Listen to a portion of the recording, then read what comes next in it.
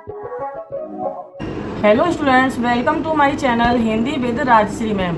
बच्चों, आज हम आपको पढ़ाने जा रहे हैं क्लास 10th व्याकरण का चैप्टर रस तथा रस के भेद। तो बच्चों, सबसे पहले हम समझेंगे रस का अर्थ। तो साहित्य में रस का अर्थ होता है अनुभूति, अर्थात अनुभव करना। आप क्या अनुभव करते हैं? इसका प्रयोग काव्य, नाटक आदि में आनंद प्राप्त करने के लिए किया जाता है। जब हम कोई नाटक या काव्य पढ़ते या सुनते हैं तो हमारे हृदय में कुछ भाव जाग उठते हैं, जिन्हें स्थायी भाव कहा जाता है, जैसे प्रेम, घृणा, उत्साह, भय आदि। भरत मुनि ने रस की परिभाषा इस प्रकार दी है: विभाव, अनुभाव, स्थायी भाव और संचारी भाव के संयोग से रस की उत्पत्ति होती है। अर्थात हमें रस को समझने के लिए पहले विभाव, अनुभाव, स्थायी भाव और उसके संचारी भावों को समझना होगा। रस के अंग या अवयव। रस के 4 अंग माने गए हैं। नंबर 1 है विभाव। विभाव 2 प्रकार के होते हैं। इसके अंतर्गत पहला है आलम्बन विभाव।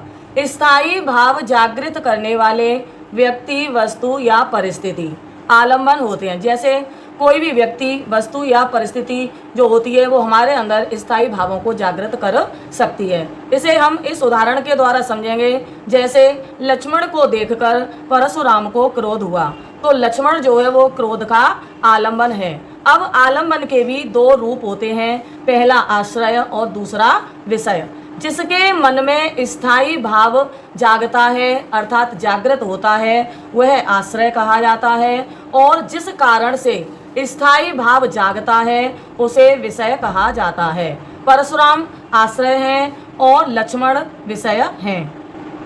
विभाव का दूसरा भेद है उद्दीपन विभाव। स्थायी भाव को तीव्र करने वाले कारण उद्दीपन कहे जाते हैं। जैसे लक्ष्मण का मुस्काना, व्यंग वचन कहना आदि उद्दीपन विभाव हैं। अब दूसरा है अनुभाव। आश्रय की चेष्टाएं अनुभाव कही जाती हैं। जैसे ऊपर जो हमने कथन दिया था उसमें परशुराम का क्रोध, पूर्ण वचन बोलना, फरसे को संभालना, दांत पीसना, आंखें लाल करना आदि अनुभाव कहे जाएंगे। तीसरा है संचारी भाव। जो भाव स्थिर नहीं होते अर्थात आते जाते रहते हैं, उन्हें संचारी भाव या व्यभिचारी भाव कहा जाता है। इनकी संख्या 33 मानी गई है।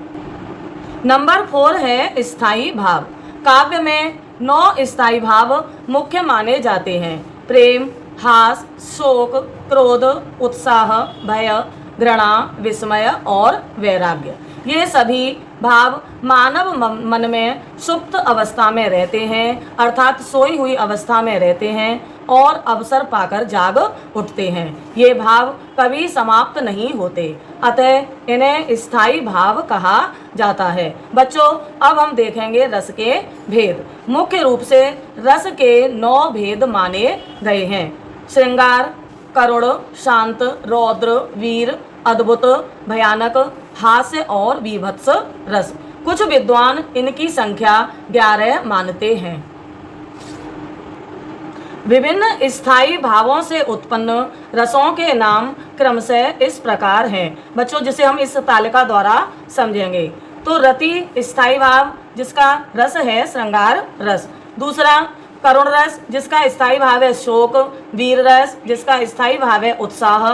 बीभत्स रस उसका स्थायी भाव है जुगुप्सा। शांत रस जिसका स्थायी भाव है निर्वेद।